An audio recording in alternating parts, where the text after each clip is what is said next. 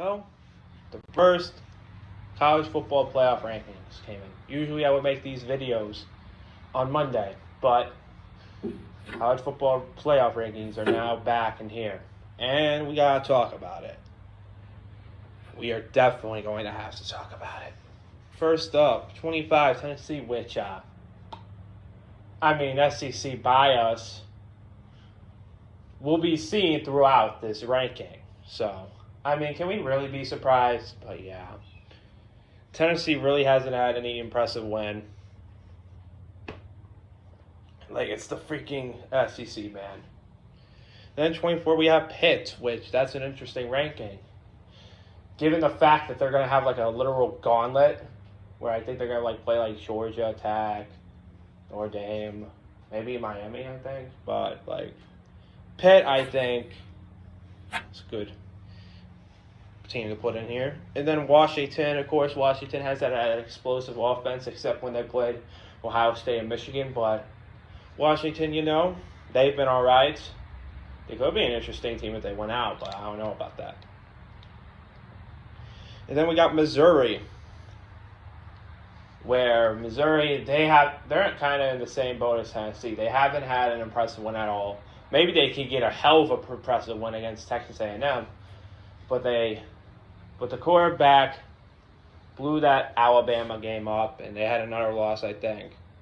That they lost to Vanderbilt in one of the most saddest endings you could ever see. But Missouri, I guess you can put in here, but not really good. Then 21, Michigan, where Michigan is just Michigan. They're just there, to be honest, man. Ohio State, Ryan Day. You better not spaz, buddy. All right, against this team specifically, with the talent that you got, hell, it feels like this squad is more talented than last year. Even though last year we paid a lot of guys money. This year it just feels fresh. It feels raw. Because Matt Patricia and that defense feels way better than the defense last year. And the offense feels rejuvenated too, with Carnell Tate breaking out. So yeah, man. But then 20, we had the first shocker, which was Iowa, which that is surprising because nobody's talking about Iowa besides their putrid offense, but I guess their defense is so well they put them in here. And they're going to have a game against Oregon, which Iowa always is a great environment, so that could be a really good game, but we'll see. Then 19, USC. They beat Michigan. They absolutely crapped in that Notre Dame game, but they're a good team. They're definitely going to need a breakout window. Yeah. Then 18, Miami, which Miami, I was going to give them the flowers. I thought, holy crap, Carson Beck might actually be good. But that he wasn't. My takes about him were just long-winded. Carson Beck is not going to, he might not even make it to the NFL, to be honest. He'll make it to the NFL. But he probably won't make it to an active 53-man roster because the guy's a total douchebag. And blamed his receiver for the terrible ball he threw. And then you freaking lose to SMU. Which, SMU not as good as they were last year for a damn sure. So, Miami with that terrible loss to Louisville and that terrible loss to SMU where Carson Beck threw the pick to essentially lose the game in the SMU game. So, yeah, this is a very warranted spot. And then 17, Georgia Tech. Pretty big because of Georgia Tech's strength of schedule. Here's what Georgia Tech's going to have to do. They're going to have to win out. Because here's the thing. If they beat Georgia, they'll have them convinced. No matter how they beat Georgia, they'll have the committee convinced. And that is something that can't be ignored. So to essentially make the playoff, they're going to have to win out, beat Georgia. Probably going to have to win the ACC championship game. And if you win out and do those things, you'll for sure have a playoff spot. So you're just going to have to convince yourselves there. And that loss against NC State isn't going to help. And then we got 16 Vanderbilt, where Vanderbilt, Vanderbilt has been a headache of a team. All right, Diego Pavia lost them that Alabama game when he threw that interception to essentially basically lose them the game.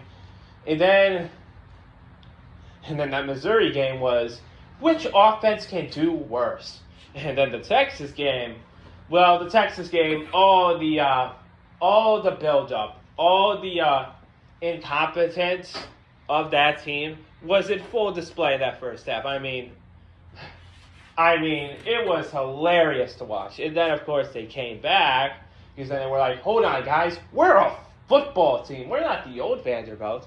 And they almost came back, maybe because of some ref incompetence, but we don't talk about that. But don't worry. But we don't have to worry about ref incompetence because they literally shot themselves in the foot with that onside. Like, what the fuck are you doing? But, Vanderbilt is a frustrating team who's not as good as people would persuade it to say. Diego Pavia becoming this douchebag, or dickhead, I should say, and being like, oh, we're the best team in college football. It's practicing the victory formation against the Alabama game. It's not going to make you likable, and you haven't done anything to back it up. Like, you're not on the level that Johnny Manziel was when he was in Texas A&M being flashy. And how ironic and funny that Texas A&M is having their best season probably ever. This is their best season ever, to be honest. But, yeah. Then 15, Louisville, of course. Louisville had that win against Miami. Miller Moss, I think he has been impressive. This defense has been impressive team overall. In number 14, Virginia. Virginia was Louisville's only loss. Virginia, of course, beat Florida State. They've been rolling. Who'd ever think that they would be a rejuvenated college football team? They haven't been really in the spotlight. I think I remember in 2021 when they had that run for the ACC championship game and they got blown out by Clemson, but they haven't been this rejuvenated since. Then 13, Utah. Utah, of course, demolished Cincinnati. And they're going to be watching the BYU Texas Tech game. 12, Oklahoma. Oklahoma beat Tennessee. I was kind of surprised by that. Oklahoma, their defense carried them. That fumble return for a touchdown essentially won them the game. Because Tennessee had turnovers. Tennessee, defense had turnovers too. But Oklahoma's defense just prevailed on it more often.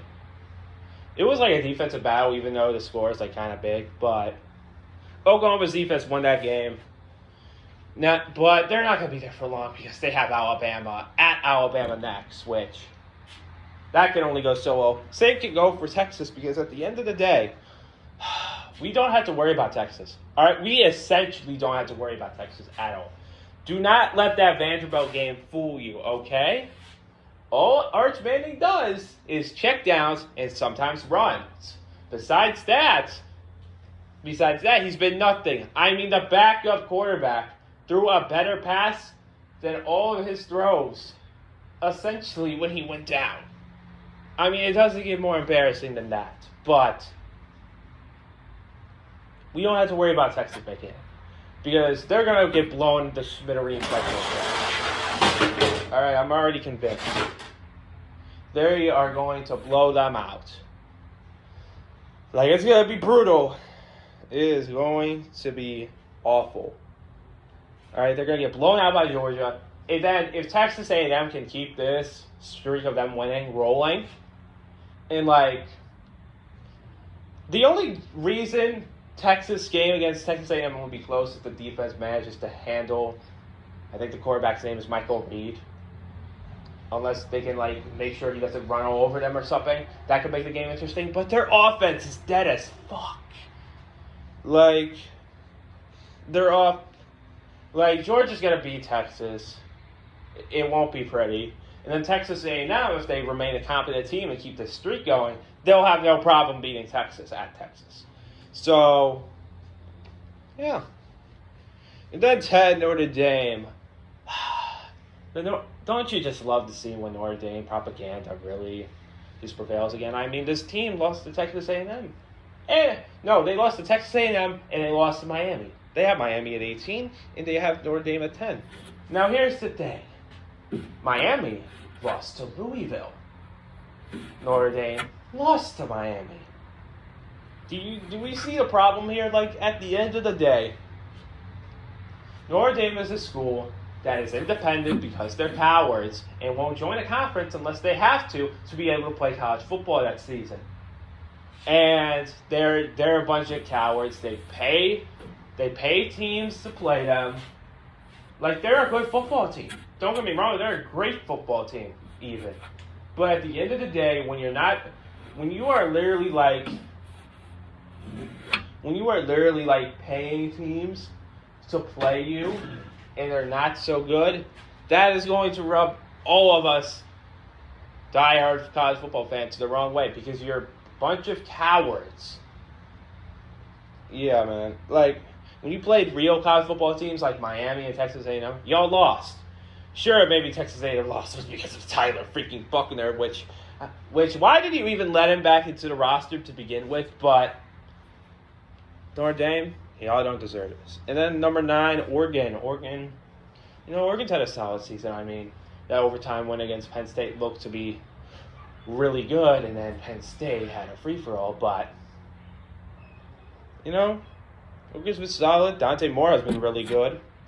Number 8, Texas Tech. Maybe I would be so high on Texas Tech if Texas Tech didn't decide to have the worst logo change in history. Good God. But Texas Tech has been really doing good. Their investment in football is paying off greatly. And, I mean, BYU could be talked about even more because BYU has been great. I mean, the only complaint you can have about BYU is that their quarterback is wearing the number 47. That is the most Utah sports thing ever. But then 6, we have Ole Miss, which I'm just gonna say this. The ESPN guy saying that Georgia was a really good loss. Were we watching the same game? It wasn't that they lost to Georgia. It was the way that they lost to them. Because they choked that game. They should have won that game, but then they did the most Ole Miss thing ever and choked it.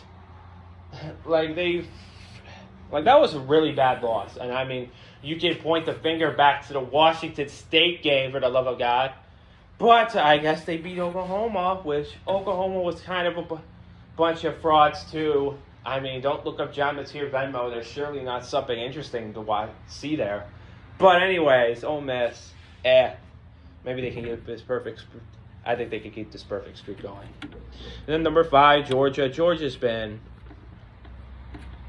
Georgia. Besides that Alabama loss, Georgia's been great. Number 4, Alabama. Who'd ever think after that Florida State loss that they would be here? I mean, they've been completely dominant. They've done a complete 180, and that just woke up a sleeping giant, basically. And then number 3, Texas A&M. I mean, Texas A&M has been great. They're finally having this is their breakout year. This is everything that's been working up to this point. All the Texas A&M has to do is be perfect all the way. Even if they lose the SEC championship game, them having a perfect record through the regular season in an SEC conference will just lock them an automatic playoff bid. And then number 2, Indiana. Of course, Indiana having a great win, and then to Oregon, and I'll get to that in a second. And then number 1, of course, the defending national champions, Ohio State, with the best quarterback, best wide receiver corps, best defensive coordinator, best offensive coordinator, and wide receivers coach. We are wide receiver university. We are so wide receiver university. It's not even funny. I swear to God, people be like, oh, it's OSU. Yeah, you just got Jamar Chase, Justin Jefferson, and Odell Beckham. You got an iconic one, but we got the more duality and great ones. I mean, look at JSN, for the love of God. And Emeka Egbuka. Yes, that's how you say his name. But back to Indiana, Texas A&M. Indiana win against Oregon is better than all of Texas A&M's SEC wins. That is better than Texas A&M's win against Notre Dame. Now, sure, I was impressed by Texas A&M winning that game. I didn't really think they had a chance because I thought they wouldn't do it. But Indiana, I did not think Indiana would win that game, but Indiana impressed. They were so much better than they were last year when they were just a bunch of frauds. Now they're not looking like frauds anymore. They're looking legit. So I'll hand it to Curt Cignetti because the team is vastly improved than last year. But we're still going to kick y'all ass in the Big Ten championship game. Don't worry about that. We'll see you there. Yep, and that's it. Now on to NFL.